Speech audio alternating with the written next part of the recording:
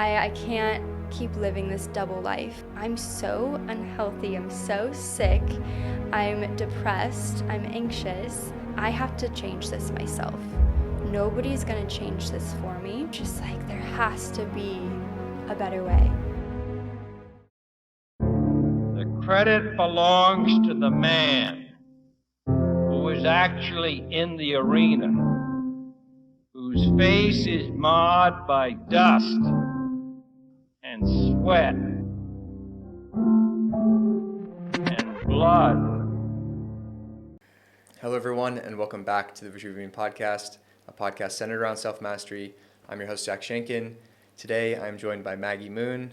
Maggie is a spinal, energetics, and nutrition therapy practitioner focused on helping people dissolve trauma, anxiety, pain, and stress trapped in the body using nervous system repatterning. On top of this work, Maggie is an empathetic healer focused on doing good, spreading love, and being of service with her content and her message. I'm excited for our conversation today. Maggie, welcome to the show. Thank you so much, Zach. I'm super excited to be here. From the moment that we met, I was like, the conversation is just flowing. So when you asked me to come on here today, I was like, absolutely. I was super excited. Thank you. I was going to echo along the same lines. I think I was really caught by your openness, like in just general conversation. And of course, the context at which we met for the first time was like one of those types of environments where the depth was just a natural byproduct of the space you guys were holding. For context for everyone listening, I was invited through Kwa, previous guest of the podcast, who you're close friends with, to a breathwork that you were co-facilitating. And that evening was amazing, as those types of things are, and I think you guys did such an excellent job. I kind of sung your praises there that evening, so I won't reiterate too much, but your openness to come on this conversation today, I'm really excited to share the space and a little bit give you the space to share what work you do, because I think it's really unique. And as we were just discussing before recording, lots of interesting kind of like commonalities in our past. So the way I like to open things up is with just that. I like to hear about people's path to, as I call it, the world of self-mastery. And the way you answer that, given it is open-ended, will tell me a little bit about kind of where you're at today and give us things to go off of, but take us back in time to a younger version of Maggie, and then how you found yourself on this more spiritual, more awakened path that you're on now. Yeah. Okay. Wow. This is interesting topic, because I feel like every single day I'm a new human. When you're committed to just this deep growth, I feel like looking back to who I was 10 days ago, like 5 months ago, 10 years ago, it's like insanely different. But yeah, just for some backstory, so when I grew up in the Midwest, and I had divorced parents, and I always just wanted to spread love when I was younger. But oftentimes I felt a lot of just this energy of not fitting in. I was always smaller than everyone else. I don't know what it was exactly, but it was something that I feel like I came to this earth to overcome. And it wasn't until I was like in college that I really started to dive into these feelings of unworthiness and these feelings of not fitting in the world. And looking back, it's funny now because I know I'm not supposed to fit in, but I always felt like, I wasn't in the popular crowd. I wasn't like, I just always felt like I was an outsider in some ways. And now I know, like, I kind of was in some ways, because of how empathetic I am and how sensitive I am to energy. And so now that I'm older, and I've like gone on this whole kind of intense journey since before 2020 even, of being diagnosed with IBS and anxiety and OCD, and just realizing like I can't go on like this anymore, and I don't want to feel like like I'm an outsider anymore. And so I just dove into the limiting beliefs. I dove into my health. I actually went to school to become an ultrasound technologist, and I did that for a few years, and I quickly realized that my whole life I had been listening to what others had told me was the right path and who I was.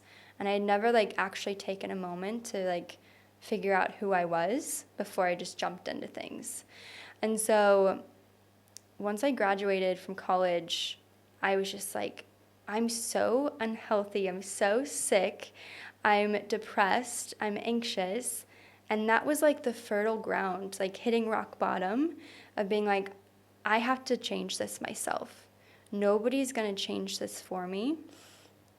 And so while I was working, I would go home at night and I was like doing research on like how to cure like all these symptoms I was having from just like honestly years of chronic of stress and also trauma and all these things. And I started to realize that I could heal myself. And that was so empowering after being at such a low place of realizing like, oh, I don't have to live my entire life like this.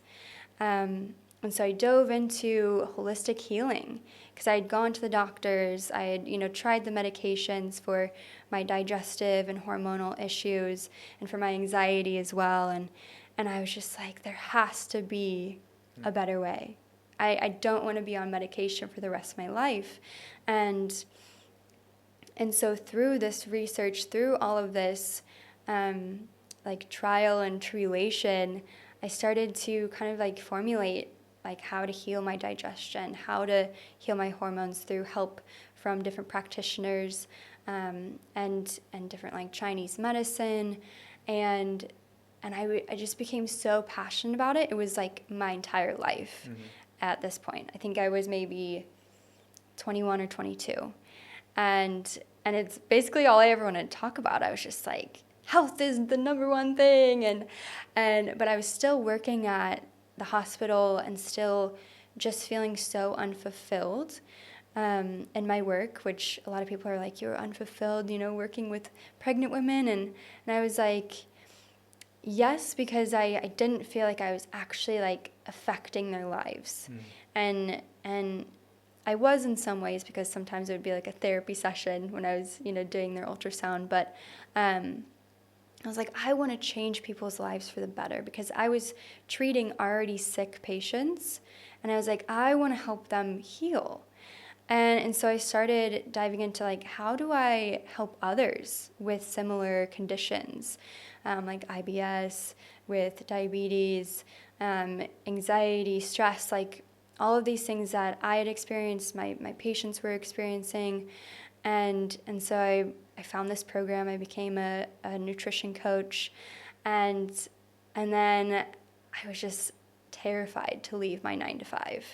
And this was in 2021. And at the start of 2022, I had enough. I was like, I can't keep living this double life where, like I'm passionate about this one thing and like helping people where I can, and then like going into work and dreading it, and also just being in pain from doing this all day with my arm. And so, I left my job, and it was like the most exciting day thus like in my life. And I left the hospital, and I was like, yes, like a new beginning. And then I was like, oh, where are all the clients? Like how do I help people with this? And so it was like a process, because in my mind I was like, I'm gonna quit my job, then I have more energy to focus on my business. I built out this program, and then I was like, shouting to the world, I'm ready to help you, and it was like crickets. And so I started to work with some business coaches, and and then I went back to school to become a nutrition therapy practitioner. And this was actually just last year, 2022. I always forget what year it is. Time is just a construct. Yes. And so once I I started really kind of getting my business flowing, and I was helping people. I was feeling way more fulfilled, and then I moved to Bali, and my whole life like was turned upside again. It was just like I had dealt with these health issues before, I thought, but Bali has a way of showing you what you haven't actually dealt with. So yeah, it was just like an initiation coming here and feeling like, oh wow, there's like even more there for me to work through. And so I started tapping into energy healing and actually like working with the root cause of stuck energy and emotions inside the body. I became a Reiki practitioner. I had a Kundalini awakening, which was quite crazy. And then I found spinal energetics, and that has completely changed my life as well. And just being able to share with other people and see the effects that it has on their life has just brought me like even more fulfillment. So that's a little bit about like, where I started and where I am right now. Yeah. Amazing.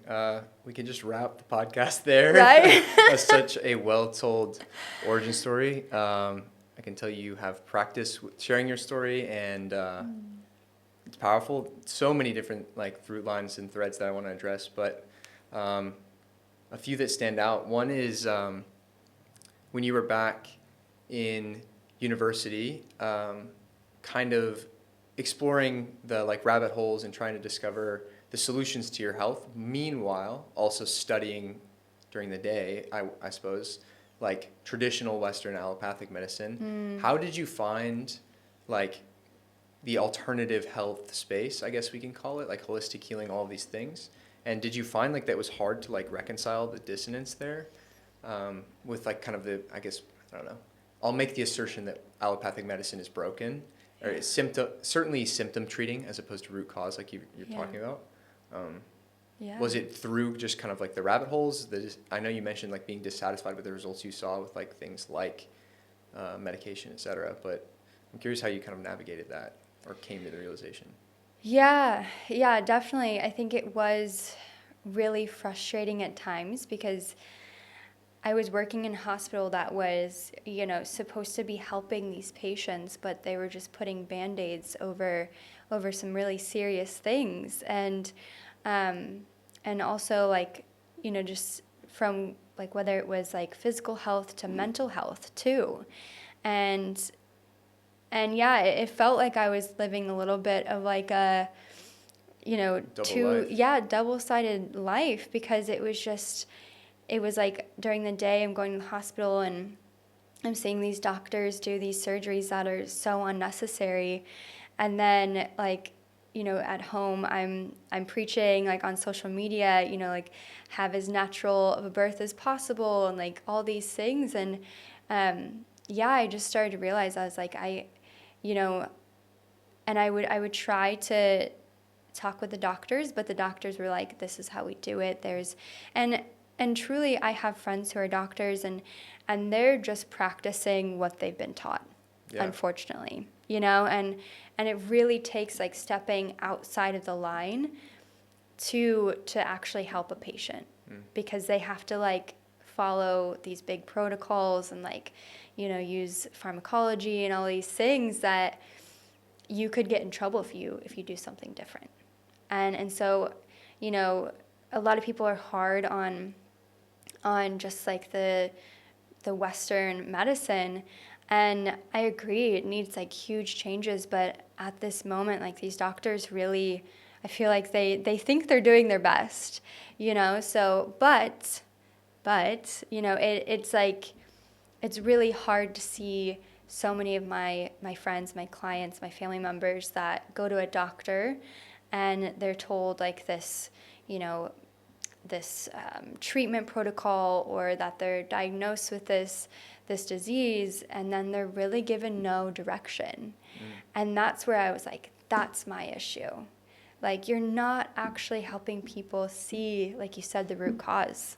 And you're just telling them like, oh yeah, you have a cardiovascular issue, we're just going to put you on aspirin, you know? And it's like, no, like what about their diet and their exercise? And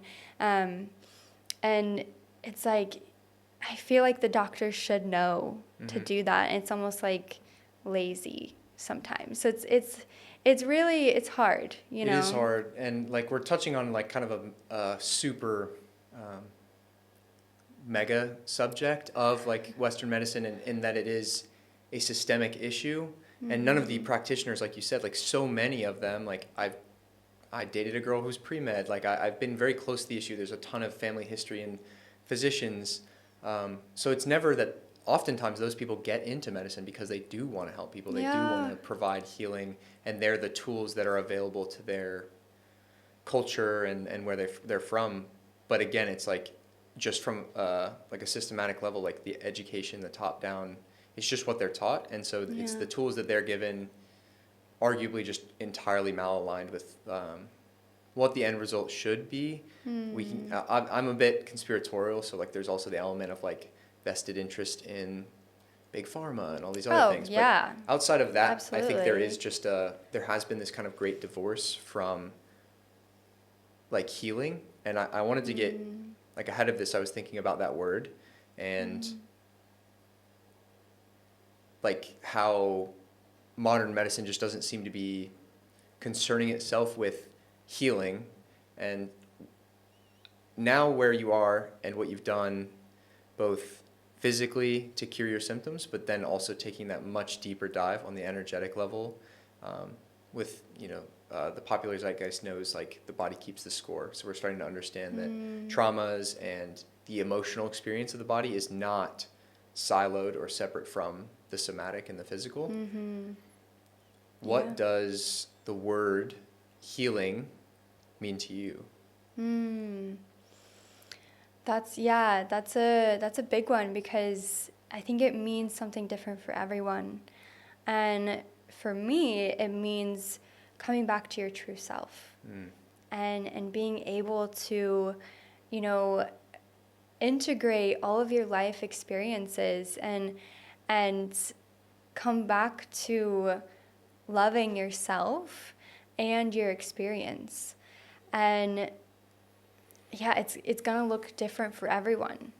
Sometimes healing is a very like tumultuous process, and for some people healing is very much like, I just want to feel better. I just want to have more energy. And so it's a hard word to just put a definition to. But for me, it's coming back home to your true self. I really like where you ended there, like coming back home, specifically given, and I think I shared this at the breathwork that you ran, but the first experience that I had a couple weeks before that, like the feeling or the word that came to mind to describe my experience as I was kind of coming out of it all was home. And home is an interesting one because home brings to mind ideas like safety, which I think is important, but home is a place that you've been before. And that was the first time I had ever done breath work, but the feeling that I got was that I'd been there before. So brings to mind a lot of things about the death, rebirth kind of idea, what the brain does during the death cycle, DMT, all of those things. But even just the sense of safety, of familiarity, and like the slogan of like the company that I run, the Vitruvian, is "Be the Renaissance."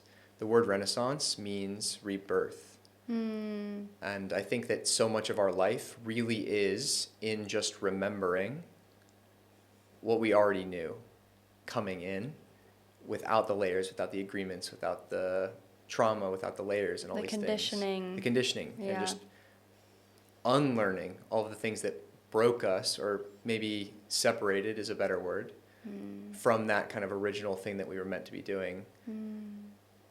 You used twice now the word tumultuous, and I want to, if you're comfortable sharing that period when you went into Bali and things really kind of ramped up for your personal journey. What were some of the bigger things that you found that you needed to work through and then you began to do the work for?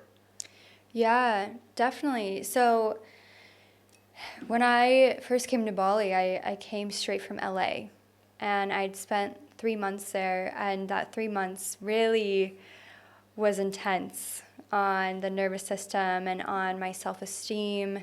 I came in a girl from the Midwest, and I came in with, excitement, big dreams, and people there just, they like to squash your dreams because it's a dog eat dog world in LA. And it was a good but also intense time in my life. And so coming to Bali, I feel like my self-esteem had been lowered so much that I was coming to Bali like with this idea of, I'm less than everyone there. Everyone's more beautiful, more successful, more than me. And when I got here, it was like very much like in the back of my mind. And I was starting a new relationship, and I was meeting all these new people, but I just felt so unworthy of it. And just like I was saying, Mama Bali doesn't let you look away from the things that are really happening in your life. And so I just kept like having to come back to like, okay, like I need to work through this, but I thought I already had. And so I was like, obviously there's deeper layers to this. And my partner Ibrahim actually helped me a lot just to like kind of like take down these beliefs that I had, either put in my mind from LA or that were reignited from when I was younger. And he really helped me to see that I didn't need to put anyone else on a pedestal. And he was like, stop, comparing yourself to others. And so I really started to dive into that, and then also started going into network spinal, which is similar to spinal energetics. And I think my nervous system was so kind of like ungrounded from just moving around so much that having that feeling after going to a network spinal session of like coming back home, feeling grounded, I was able to then start to really move through those emotions and feelings. Because when you're stuck in that kind of like fight or flight, it's really hard to move through emotions or feelings, or even heal, really, because it's that foundation, really, of coming back to rest and digest into the parasympathetic mode, so that your body can be like, okay, I have space to move through this. So starting with that, and then just really, I think it was just, I was changing so much every day that it was almost like hard to build my confidence. It was like I was a new human every day. So it took some time. It took some time getting used to like these like almost like cellular upgrades I was having from the energy work.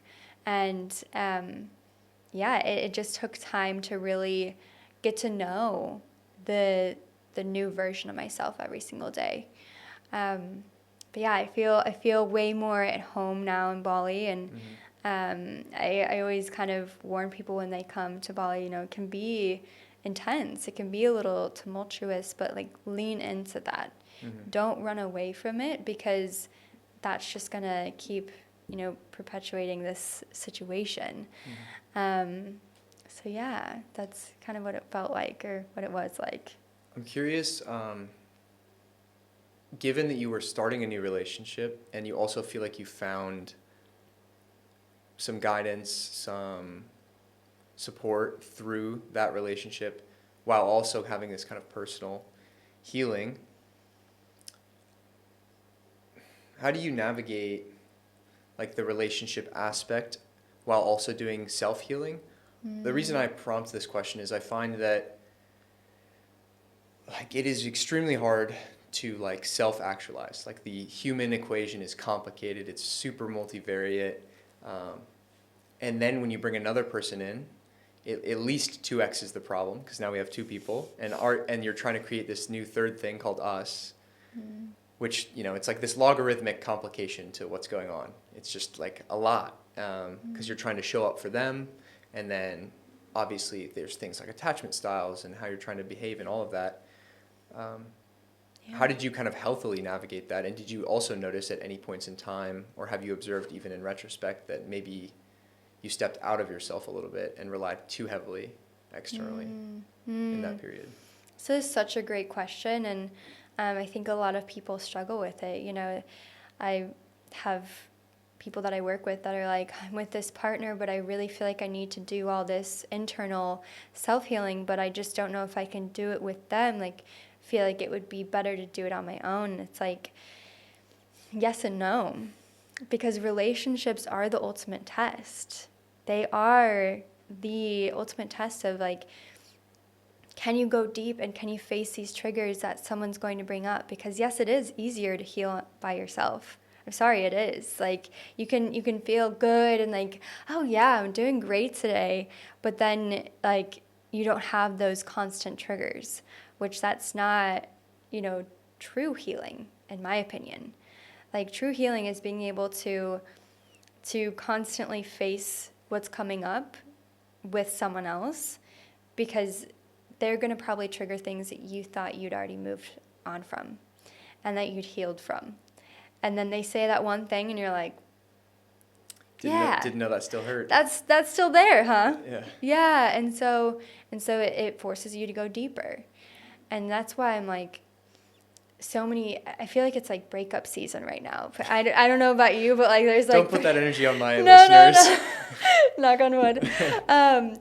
But it's like, I don't know, I think also, this is kind of a side note, in the day and age that we're in, people are like, if you're not perfect and you don't meet this like perfect list that I've made of my perfect partner, then you're not it. And I don't have to work on things. I don't have to try harder because, you know, you suck in this area and I'm great, I'm perfect, you know. And I think that's really like reinforced through social media and like TikTok specifically, of like these women being like, oh yeah, make the list, manifest your dream person, and they should financially and everything take care of you in every single way. And it's like, honey, that is not how it works. And vice versa, you know, I think there's these men out here that are like, I need this spicy, perfect, gorgeous woman who's just like, you know, ready to pounce on me every moment. Hyper feminine, submissive. Yeah. And like, it's like, we have to be realistic that, you know, you're not perfect. No one is perfect. And I think for relationships, before I met my now partner, what really shifted for me was like, how can I become the partner that my dream partner deserves? How can I become the wife that my future husband that I'm dreaming of deserves, and vice versa? And I feel like that's when things started to shift, because I was, you know, taking the energy away from like putting it out and putting it in. And you can do that in a relationship too. I think a lot of times in relationships, it's easy to get caught up in, you know, oh, well, you wronged me, or I'm resentful, or you have these red flags, so like you're wrong. But it's like, okay, so those things are bothering you. What can you do internally to work through them yourself? And of course, reasonably like talk with your partner about these things. But I think like the true healing, like the deep, deep, hard healing is through relationships. I'm so glad that you shared that. And it's actually something that I've kind of come to the realization through. I've learned so much specifically through Dr. Nicole LaPlera. She's like, my gosh. Yeah, just honestly incredible, like at putting to words things that I had felt in my experience, but simply just didn't have the kind of technologies, like semantic technologies to communicate. Yeah. And just like the phrases, and whether it's like family relationships or romantic. And in this context, I had gotten to a place where I was like, okay, I need to do all this work for myself so that I don't bring upon the next partner, like, so that I can show up to be like ready and like prepared for them. But what she kind of alluded to, which is exactly what you're talking about, is that like you can prepare, but you won't arrive perfect to that relationship And there are certain things you literally cannot work through until you're in a relationship, because you won't be prompted or triggered, and it won't be pulled out of you until that context, which for me was really helpful, because like I hold myself to an extremely high standard personally. And I parlay that into how I want to show up for the people that I love and care about, especially a romantic partner. So I was like, well, I just won't enter relationships for their sake, for my sake, whatever. But it gave me permission to be like, it is okay to be a in progress person entering into a relationship, and then just be communicative when you enter and say, like, obviously not first date, like, here's my relationship and trauma and like my attachment style, so these are the things I'm going to be working through in this relationship. Are you ready to sign up? But past that stage, when things become serious, you can say, like, this has been something that I've dealt with in the past, or like this behavior for you is bringing up this kind of feeling for me, et cetera, et cetera. But all that to say is that, like, yeah, you're not racing or striving for like this period of solitude, especially I find in the men that I work with, and like younger men, there's kind of this like pedestalization of like monk mode, like solitude, just grind. And it really is just like mental masturbation, because like you cannot live the rest of your life locked in an apartment with a Wi-Fi connection, building an online business. Like, what is it all for? If not to bring other amazing men into your life as a community, amazing women to support you along the way, and just like general human connection.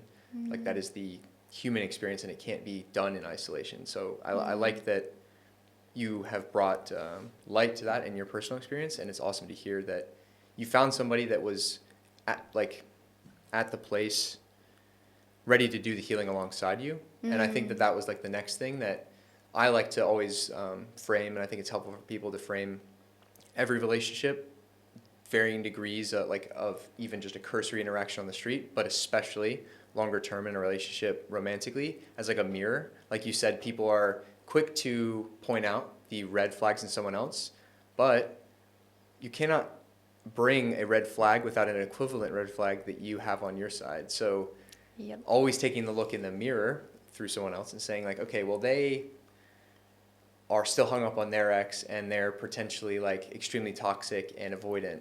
What does that mean about me?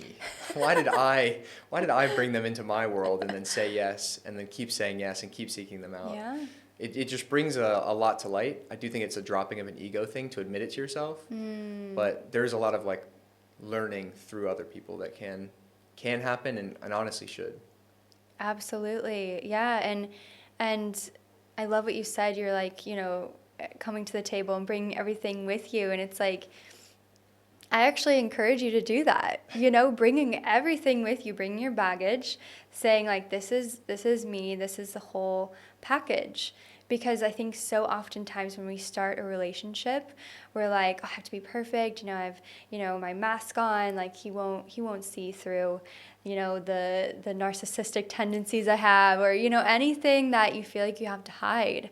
And yeah, I just encourage people to just show up fully, because if you're showing them a version of yourself that you think is most acceptable, it's going to be hard to maintain that for the rest of your life, because that's not who you are truly. And we're all messy humans. We're all imperfect. And you're going to get to know someone, and actually, like, you're going to find someone who actually loves you for who you are if you do bring the messy part of yourself first and foremost. And I think what's powerful about that is that it's ultimately not even a message about relationships. It's about self-acceptance. Because to be able to hold that vulnerability and be open about whatever your incompleteness, I hesitate to even like cast those kind of like word spells like of unworthy or whatever it may be. Right. But like wherever you feel like you are not at your highest self, like the gaps that you're striving to fix or fill or improve upon, when you can look in the mirror and be like, that is okay, that's exactly when somebody else can fall in love with that space and be like, oh, wow, they love them. And in the demonstration of self-love, I can then give entirely to them the love that they deserve. And vice versa, then that helps them to see that they can love themselves even deeper. It's just like this beautiful cycle of like, how vulnerable can you be with this other person? Because the more vulnerable you can be, you just open yourself up for so much more love, truly. With the clients that you work with, what do you find is the most common thing that they tend to err upon when going through a personal healing journey, say they're already in a relationship, like for the person listening who's like in a 2-year relationship, they know they have a personal work to do, they're feeling kind of just generally dissatisfied, maybe even in avenues of the relationship. What do you think people like tend to get wrong, or where do you see things go wrong the most? Like in their personal development journey? Or Well, when they kind of get to the place where they want to take a personal healing journey, but they're already in a relationship, and things kind of fall apart in ways that maybe they didn't have to in the first place. Right. Well, depends on what kind of relationship they're in. You know, if it's, I don't even want to call it this, but like a trauma bonding relationship, or, you know, or if it's like a relationship that's actually, you know, healthy. It really kind of depends. But I do feel like a lot of times I will see them holding themselves back because they're almost afraid that if they change too much, their partner might not accept them or love them for where they're at now. And if they, or it's the other way around where they're like afraid to leave their partner behind, you know, because their partner might not be doing the work with them. And they're like, I need to make all these changes, but, you know, my partner doesn't want to change their diet. He doesn't want to stop drinking every weekend. He doesn't care about personal development. And it's like, I never ever tell my clients, you know, just leave them behind, you know. But I always remind them, like, you lead by example, even as a woman, you know, and vice versa. If I'm talking to a man, like, you can lead by example and in love. Like, staying in love, you don't have to, you know, tell your partner they're wrong for not following along with you or, you know, doing things differently. But, you know, always have conversations in love and share how you're truly feeling, staying in love. And do these things for yourself, because first you love yourself so that you can love them better.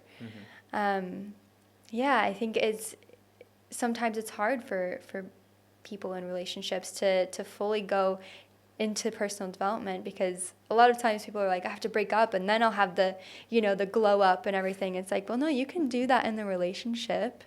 And if you're with the right person, they'll want to support you and they'll understand that, you know, you needed to go through this. So yeah, it's definitely different for Sure. case by case, but yeah. Yeah, I really like that, and it brings to mind. It's currently like my pinned tweet, but it's a quote from The Fountainhead by Ayn Rand, and the quote kind of I'll bastardize it, but it goes like, to say I love you, one must first know the I, and it goes on to say something to the effect of, the love of someone who does not know themselves is the love of a parasite, and the love of a parasite is worth nothing. And it's exactly kind of what we've been dancing around entirely, which is like, if you haven't found yourself and like love yourself, how you're showing up in that relationship is ultimately like a self-soothing kind of behavior, looking for the validation that you haven't found the way to give yourself properly.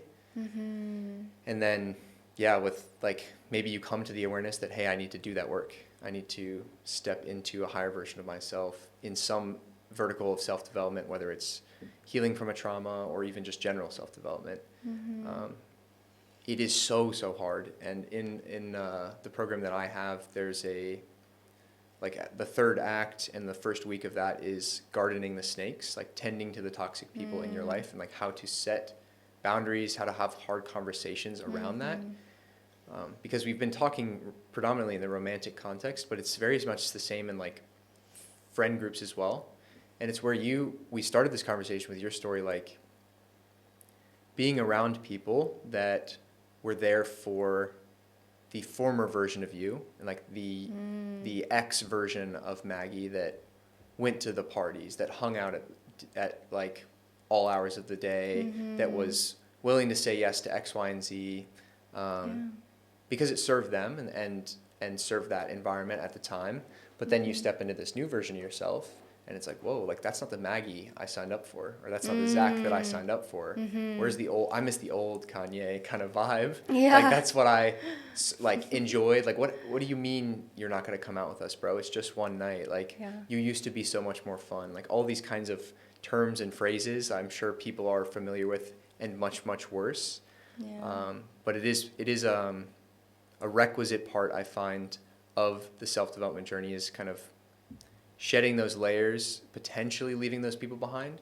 But I do think that for the ones that are special, whether it's family, romantic partner, or maybe a lifelong friend, it's worth seeing to the end if they could come into this next chapter. And it's a great litmus test for how much they care about the you that's there, rather than the avatar that you previously embodied. And like you said, if they really love you, they'll be like, yes, like you're stepping into this highest version. I don't get it. I don't know what you're doing. Don't know what it's going to look like, but like I'm here for you and whatever it's going to look like. Yeah. But then those that continue to press back and add that resistance, that's where we go in and set boundaries and have those hard conversations like, hey, this is what I feel is right for me. You can be on board with it. It's all love if not. And some people are there for seasons, some people are there for life. How do you encourage people you work with, or even in your personal life, go about setting boundaries, healthy boundaries? Yeah. As someone who never had any boundaries at all growing up, it's been a journey. And my now partner has like really helped me with that as well. But yeah, I've come to realize like I don't have to be friends with everyone. I think growing up having that idea of, you know, I'm not worthy, I was like, well, I'm just going to be friends with everyone, you know, I just want to people please everyone. And then I realized like that drained me and it didn't always serve me. And so as I've gotten older, I've started to realize like the power of saying no. And the power of saying no can actually be an act of self-love and having those boundaries. And yeah, some days setting boundaries is still hard for me as a people pleaser, but ultimately I've just learned that it just feels so much more like the relationship is clean and pure when I can set a hard boundary there, you know, at the start, instead of this like leaky energy that I feel like happens when you don't set boundaries. So yeah, it's boundaries in friendships, boundaries in client and coach relationships. But yeah, it's definitely something that I think women and people pleasers have a hard time really stepping into at first, because it feels like if we set those boundaries, we'll lose love. And we'll lose those relationships, because in our minds it's like, oh, if we say no, then we're losing our power. You know, our power is saying yes to everything. And so yeah, it was a little scary at first. And then I just realized like, you know, saying no, setting the boundary, it's actually taking back my power. And it's an act of self-love, and now it just becomes easier. And I don't do it, you know, when you set boundaries, you don't have to do it out of like to spite someone. It's always, you know, in love. And yeah, it becomes a little bit easier every time I do it. Yeah. But yeah, boundaries truly set you free. Definitely. Yeah. And I think that a helpful reframe for me and for anyone who has a hard time saying no is knowing that on the backside of a no, it's a yes to something else. So you're saying no to one person, to one night out, to one opportunity, to a business deal that maybe is malaligned, to whatever, a romantic relationship that maybe you don't see ending very well, but you're super infatuated in the moment, whatever it is. On the backside of that is it's a yes. It's a yes to waking up tomorrow, energized, not hungover, ready to attack the day, scale your business, do whatever it is, train in the gym. A yes to holding on to a period of singleness so that you can continue to develop yourself, or whatever the promise was. But by saying no, you're saying yes to something else. So sometimes the word can be the hang up. So know that on the backside of a no is a yes. But I do want to go in on the people pleaser thing, and to reference Dr. Nicole Plera again, she uses a phrase called like good girl conditioning. Mm-hmm. I'm curious if you experienced that and could speak to that alongside your kind of people pleaser tendencies, because I was like maybe on the other side of that coin, and certainly I can't speak to the like female experience, and I do want to like bring that to light because there are like, I guess, societal conditionings that I don't know, we've almost heard too much about, and it's been like pushed down our throats, so people are very turned off to the fact that the male to female experience is different, especially when we're young, and how we're treated as a little boy is very different than how we are treated as little girls. Because I was never encouraged as a little boy to just be a good little boy, like say yes to so and so, like go hug him, go do whatever, just play nice. And it is through her work that I've been able to observe like, well, that's interesting. I can't speak to it in my experience, but do you feel like you were also brought through a little bit of that and have had to deal with it? Absolutely. Yeah, definitely. And I think that definitely ties into the people pleasing and, always being worried about what others were thinking of me, just wanting to make sure that I was, keeping the peace and not rocking the boat, making sure I was in agreement. And yeah, it was exhausting at times, to just always have this like facade of like, yeah, of course everything's great, and as I've gotten older, I've seen a big trend of women going into the bad girl season of their life and, doing the dirty dancing and like taking the videos half nude and all these things. And this is actually a topic that I'm really passionate about, and that like to offset this good girl kind of, ideology, you don't have to swing all the way to the other side. And it's okay if you do. But I think that that's kind of a trend right now of like, I'm a bad girl. Like, I'm just gonna, say no to everything. Like, men aren't, they're trash and all these things. And I think like feminism has kind of like swung to this other side.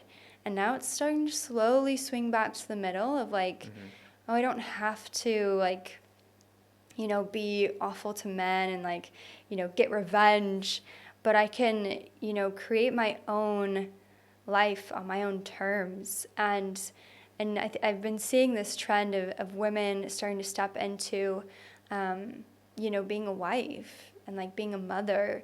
And like, that's almost more of a rebellion than like being a rebel and like dressing all, just not dressing on social media and things like that. And so I feel very passionate about how with feminism, it's almost like, and I think you'll like this too, to me it's like a conspiracy theory, but it's also truth. Like at the root of feminism, it's actually been to completely disarm the family unit. And it's made women think that, yeah, we're equal to men, and we should be able to work as many hours, get the same pay, if not more, and which I agree with. But then they've pushed like this boss babe culture and like hustle, hustle, hustle. And as women, we're just not made to work the same amount as men in some ways because of our hormone cycle and who we are as women. We are much like more cyclical beings. And so this is kind of a tangent from the good girl thing, but no, this is good.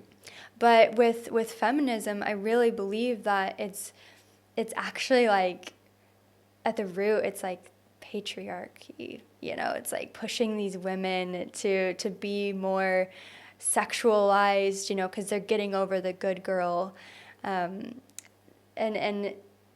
so it's actually it's almost more unhealthy now, this feminism, but I'm starting to see people rebel and they're saying like soft girl season. They're like, actually, I want to be a wife. Actually, like, I want to, I don't, want to be in a partnership, but I don't have to hustle, and we aren't made to be like men. We don't have a 24-hour cycle like men. We have a monthly cycle where energy ebbs and flows, and that to me is like true feminism. Yeah, it's powerful, and it's a conversation I've been waiting to have, I suppose, at the right context. So this is certainly part of that, but it's part of why I really hope that like my platform gets larger, and like the conversation can continue with other female guests as well, just to provide some nuance to the conversation, because the unfortunate thing is that polarity in messaging gets clicks, gets attention. And so we've seen both, like for this side of the table, this side of the fence, the male world, like there was like the red pill, high value man, like we've seen the rise of these characters like Andrew Tate, etc. Yeah. And, I actually think his message, if you follow enough of it, has some nuance, but certainly the stuff that goes viral is very much like, be a high value man, like have a harem of women around you, like you become kind of like this undeniable symbol of masculinity that like women will just kind of fall all over you kind of thing. Yeah. And it lacks any amount of nuance that every person, man or woman, has masculine and feminine within them. And like I think a great entry point for anyone who wants to learn more about that concept is David Deda's Way of the Superior Man. I recommend that to men and women. Yes. He just speaks so tactfully over what we are having is like unfortunately a sensitive conversation, sensitive in that people are reactive to it, and they've been conditioned to be reactive. So like even hearing the word feminism, like just saying that, me as a man saying that, I'm canceled, right? Like it's over for me. This is the end of the podcast. Yeah. And for even for you to say like, as a woman, I don't totally align with feminism. Like people would come at your throat and say like, so you hate women? Like you're self-abandoning, you're just rolling over and taking the men's role, etc. But the problem with all of that and like the condemnation of it all is that it's just completely lacks nuance. Yeah. And one thing I did want to circle to, and I'm glad that we got here, is that like you are a woman who has built businesses for herself, spent a lot of time in that internal world, developing yourself in a lot of that masculine energy. I'm curious like how you have found like a balance with the feminine for yourself. Like where do you find yourself most aligned? Because I had a guest many episodes back now, but a good friend, Peyton Elroy, online, and she finds herself just as a woman like more aligned with her masculine. Like she's always been that kind of character, and certainly everybody has their different kind of distributions, but I think currently like what I feel from you is like feminine energy, and the space, especially when you co-facilitated with Ibrahim in the breathwork, like there was like that polarity clearly there. Has that been something that you've had to kind of like nurture and heal into? Yeah, that's a really good question. Yes, and it's kind of a constant thing that I feel like I'm just always working to have a balance constantly. And I like that you say like some women too find being in their masculine like that is what they love, and I don't want to shame that at all. Like that's for some women that's their path, and that's beautiful. And I hope you're like honoring your cycle. Hope you're honoring your body. But I'm not saying like be all in your feminine either. You're not going to get anything done. You're going to be like, oh, daydreaming about all the things you could be doing and the businesses and the people you could be creating and helping, and it's like you have to have the action with the creation. And so that's something that I'm constantly like just balancing. And I was talking with a friend yesterday, and he put it as like this figure 8 sign. He's like, one side is the masculine, the other side is the feminine, and you're constantly oscillating between the two. And in the middle, you might take a little break and just like, just get some clarity. And then you might come back and swing into the masculine, get the things done that you need to do. And then you might flow back into creation. And for me, that rang so true. I was like, oh, that's actually what I do. And instead of making myself feel bad for when I needed to take a break from the action and to like go into flow and like creation mode, I started to see like, oh, I can see this as productive as well. I don't have to make myself feel bad for not, getting things done on time perfectly all the time, because as a woman, like we really do need time to be creative. And some people find that they can be creative in their masculine. But for me, it's like I need to find that balance of like flow and action.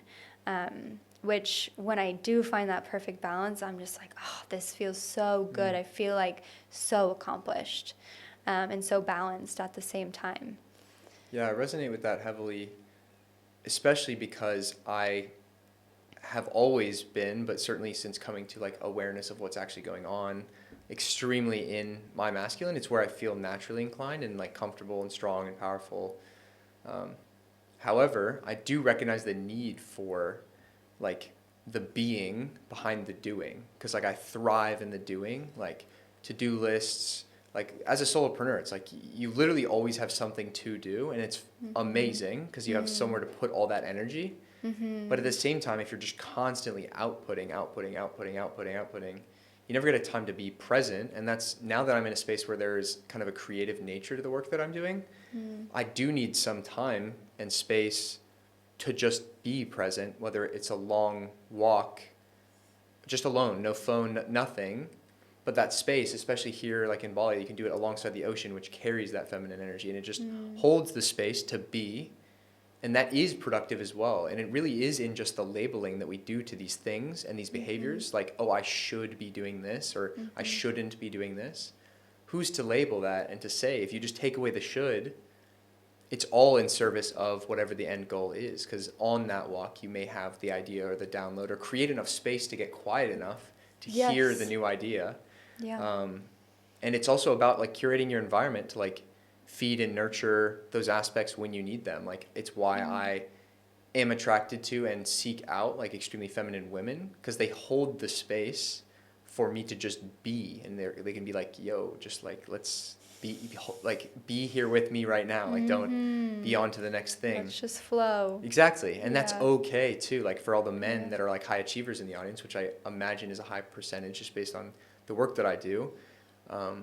You need both. Like your candle will like melt down to nothingness if you don't have something replenishing the wax. Yeah. So. Yeah, absolutely. I wanted to say that as well. Like it's not just for women. It's for men as well. Like that's why I don't fully agree with this whole like masculinity push thing. It's really, it can be detrimental in some ways to people thinking like I have to like be doing all the time, but you could be missing this huge idea or this huge aspect of your business that you couldn't see when you were in it. You have to take a step out of it to really see the big picture. And for me, like you said, like walking on the beach, meditating, doing something creative like art, or just even working out, I feel like is such a good time to just like be like, don't listen to music, just like be with your body and allow the thoughts and feelings to come up. Because I think there's two sides of it. There's the unhealthy feminism and then the unhealthy masculinity thing. And I really do feel for men. Like I think both sexes right now are a little confused. Yeah. Women are being pushed to be more masculine, and then the men are saying like, these women are so independent that they don't want you to like support them as much. And you're also like condemned for behaving as a man may be inclined to. Yeah. Because like it's like you're some sort of bigot, or you're trying to project the patriarchy just by behaving in any sort of type of way. So it's naturally like effeminizing men as well. Yes. But I think, yeah, the just general dysphoria and confusion is the problem, and it's with the messaging, because no one is allowed to be themselves and just experience and actually figure it out. Like one of the things that, and this is a heavy one, but it really pisses me off, and it circles back to the Western medicine thing, is that like the second that a young woman, like especially in the West, begins to experience like her femininity and come into herself like through her period, the doctor says like that's a symptom. Here's a pill that we can make that symptom go away. Oh yeah. And like the fact that they're told that I mean, it's essentially like subconsciously affirming that like I am broken.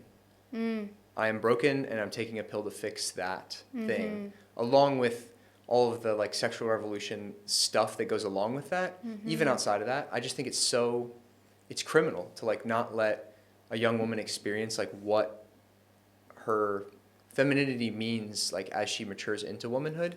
Yeah.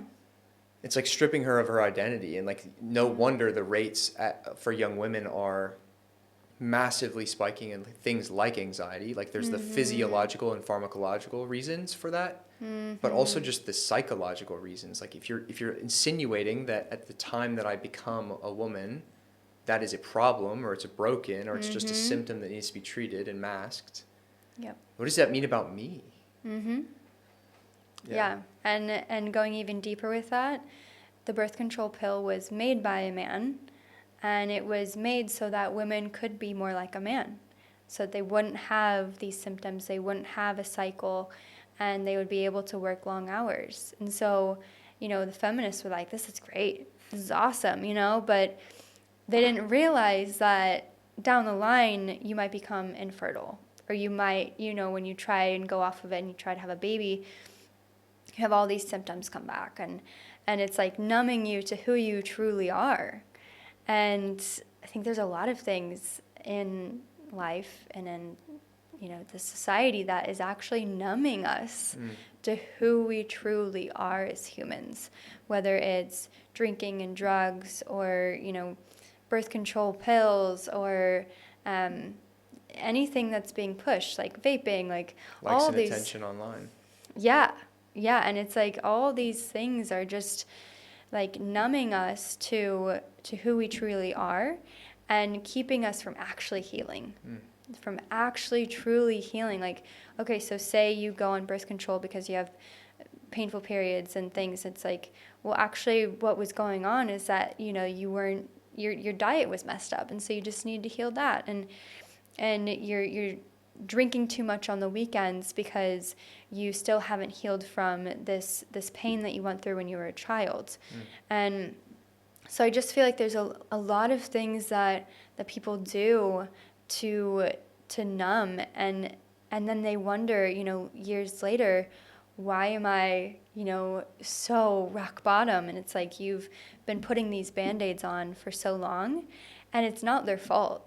It's what's been pushed and what's been told is the thing to do, like from medication to drinking. Like I remember when I first stopped drinking, people were like, what's wrong with you? You know? Yeah, one thing for drinking is like, I think I heard it from Chris Williamson, but it's like, it's the only drug in the world that if you don't do it, people think you're crazy. Yep. Yeah. And so but I do really feel like this revolution going on, especially here in Bali, of people thinking differently and realizing like the government, big pharma, you know, all these different big companies, they're not looking out for us. They're not, our well-being is not on their minds, it's our money. And so, yeah, I think people are starting to wake up to that though. And it really does give me so much hope. You know, the amount of women that I have coming to me saying, I'm ready to go off the pill. I'm ready to, like, you know, do this holistic healing. And it's just like, you know, people are starting to really see it. It's really exciting. And it brings us, I guess, full circle to the work that you are doing today, which is kind of that true level of healing. So for those that are not familiar, which I also have levels of ignorance as well, so this will indulge me personally, explain what the practice of spinal energetics is, and kind of like what is the nature of the work that you do now. Yeah, so I went from doing nutrition to doing energy healing, and that really rattled some people at home. They're like, Maggie, are you okay? But yeah, so spinal energetics is, in one side, it's a, you know, kind of esoteric, spiritual healing, but on the other side, it has a lot of structure and chiropractic roots. And so it's a practice that was structured by a chiropractor in Australia, and she's gone through this whole kind of spiritual life where she lived in India for a while. So her work has a little bit of Kundalini. It has a lot of energy healing in there. There's chakras, but the main point of spinal energetics is to align the spine and to align the chakras. And through doing that, it's regulating the nervous system, because our spine houses like all of our nervous system, and it's like where our most like alive nervous system is kind of housed. I feel like I just didn't really say that correctly, but so we have these meninges that are in our neck and our sacrum that are basically teaching the rest of our nervous system like how to function and how to be healthy. And so through spinal energetics, we're using these meninges with energy to remind the nervous system how to be regulated and how to handle stress better. So, and a lot of people are like, okay, that's cool, but like, how does that serve me? So if you're someone who's had like chronic stress your entire life, I can almost guarantee that your nervous system has a really short window of tolerance. So when you experience stress, it's going to push you into fight or flight or freeze. And then it's going to take a long time to get you back into rest and digest. And so through this work, we're helping to widen that window of tolerance so that you can experience more life and more things and oscillate between the fight or flight freeze and back to rest and digest in a healthy and fast way.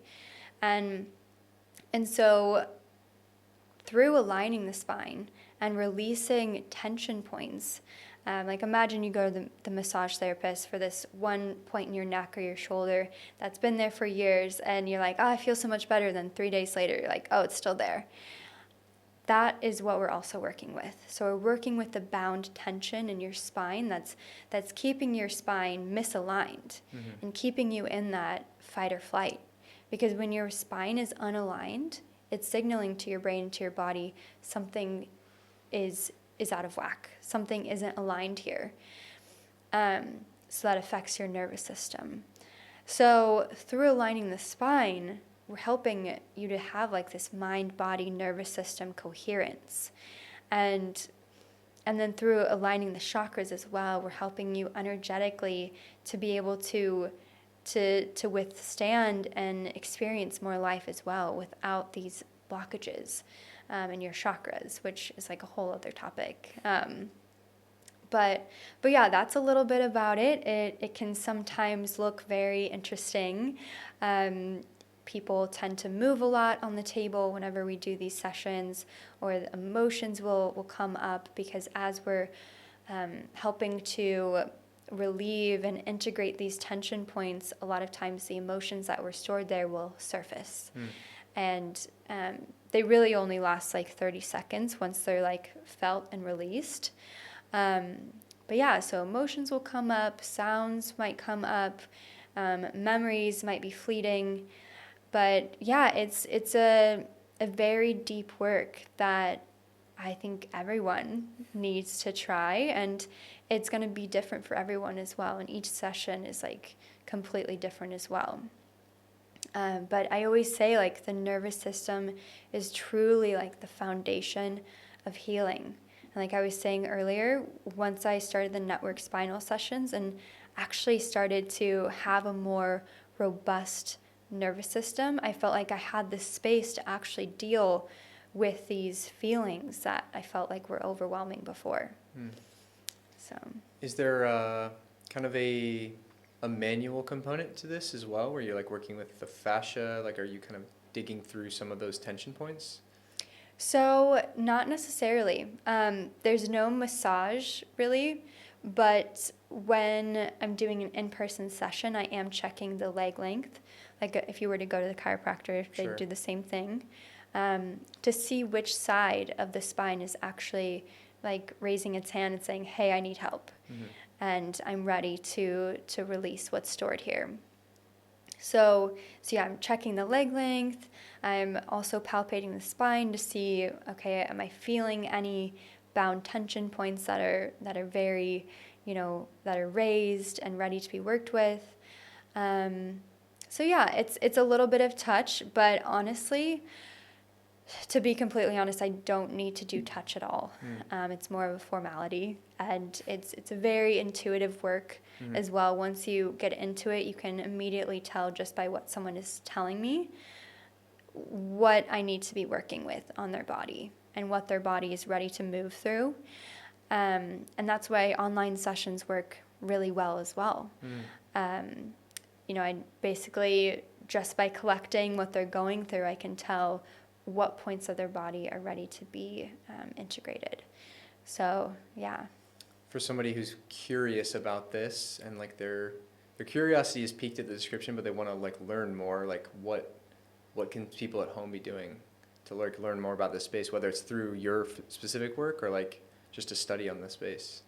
Yeah, well, going back to the book that you mentioned, The Body Keeps the Score, I think that's an incredible book. It's a hefty one, but it really helps you to realize like our bodies aren't separate from our mind. Like our cute little bodies just store everything, and they try their best to just support us through life. And when you don't move through an emotion or move through trauma, it gets stored in the body, unfortunately. And when you never, like, it's just like waiting there for you to feel through it and to process it. And when you never give your body the chance to fully surrender and release that, then it becomes chronic tension, chronic pain, chronic patterns in the mind. So yeah, definitely reading The Body Keeps the Score will just help you to understand even further why this work is so powerful. Yeah. It's amazing. Yeah. Well, Maggie, it's been amazing. I think we could go on all kinds of through lines and threads for a while, but I want to be respectful of your time. And I do have 3 closer questions that I ask every guest on this podcast. Some of these will be related to our conversation, some will not. But the first of them is, if you could go back to a younger version of yourself and tell her one thing, what would that be? That she's so worthy. And that feeling like an outsider is actually such a gift. I love that a lot. One of my good friends, Ryan, says that if you want to live an uncommon life, it's going to be by nature uncommon to find people like you. So for those that are listening that feel like the black sheep or the black wolf, spend a lot of time with themselves. That was me. That was a younger version of Maggie, and it is okay 100% because your people are out there. So just continue to do the work, and you'll meet your people eventually. Yeah, know that you've been set apart for a reason, and that you've been given the gifts that you have for a reason. So don't be afraid to share them. Secondly, what is one quote that has always stuck with you or that you try to live by? One quote. One quote that I love is to make your life a living prayer.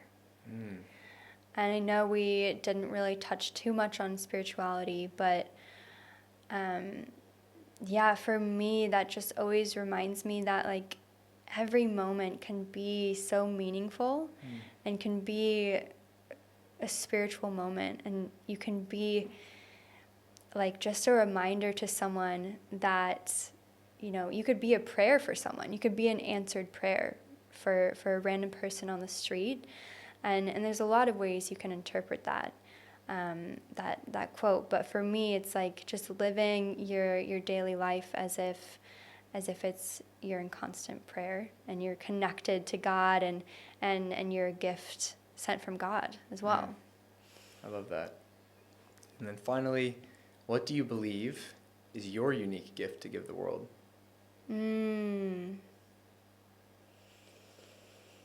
feel like I definitely have started to step more into that this year. I think my unique gift to give to the world is to remind people that you can experience heaven on earth.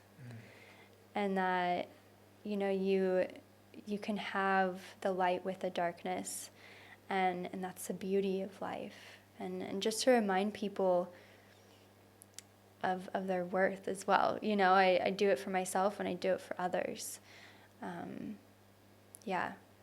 Definitely just feel like God has definitely put us here on earth for a reason. God, higher power, the universe, whatever you want to believe. We all have a purpose if we have air in our lungs.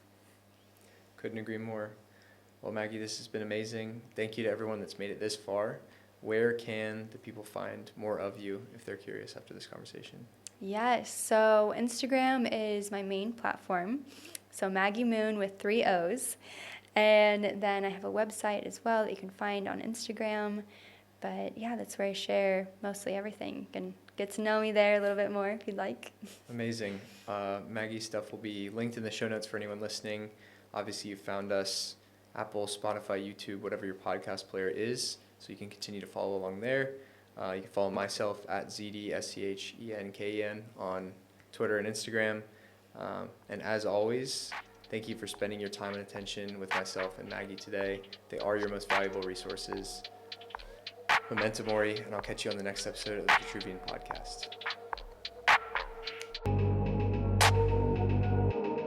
And if he fails, at least fails while daring greater, so that his place shall never be with those cold and timid souls who know neither victory nor defeat.